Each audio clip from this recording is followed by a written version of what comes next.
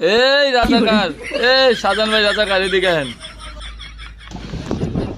আরে রাজাকার হৃদয়, কি অবস্থা? আর বললেন না ভাই, দেশে ভালোবাসো, আজকে রাজাকার হইতে হয়।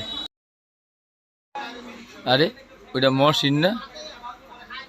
এই মহসিন, এদিকে আয়।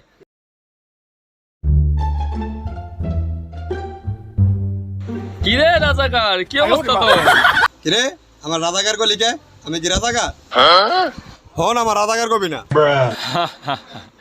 হন, তুই কি মুক্তিযুদ্ধ আছিলি? না তো। তোর বাপে মুক্তিযুদ্ধ আছিল? না। তোর দাদাই মুক্তিযুদ্ধ আছিল? না তো। তোর দাদার দাদাই? হ্যাঁ তো তখন দুনিয়াতেই আসছিল না। তাহলে তোর কেউ যখন মুক্তিযুদ্ধ না, তাহলে তো তুই রাজাকারই বেটা। দেখছস, আজকে আমাদের দেশকে ভালোবাসা আমাদের রাজাকার হইতে হয়, এটা মাইনা নেওয়ার মতো।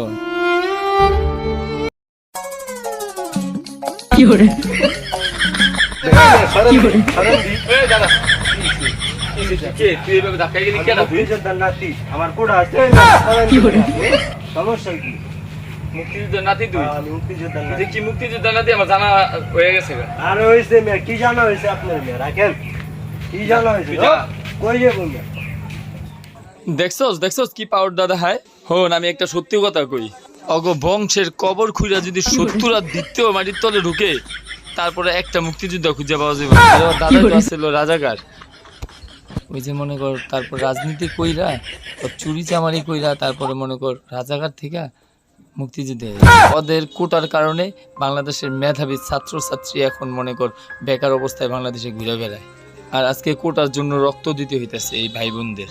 এই বাংলাদেশে রক্তের বিনিময় ছাড়া কিছু আসে নাই। 1952 সালে ভাষার জন্য রক্ত দিতে হয়েছে, 1971 সালে স্বাধীনতার জন্য রক্ত দিতে হয়েছে, আর এখন 2024 সালে এসে কোটার জন্য আমার ভাই বোনদের রক্ত দিতে হইতেছে। বুঝছস, যুদ্ধ এখনো শেষ হয় নাই, আরো একটি যুদ্ধ করতে হবে এই স্বৈরাচারদের বিরুদ্ধে। চল। তুমি বিশাল আকাশের নক্ষত্রের মাঝে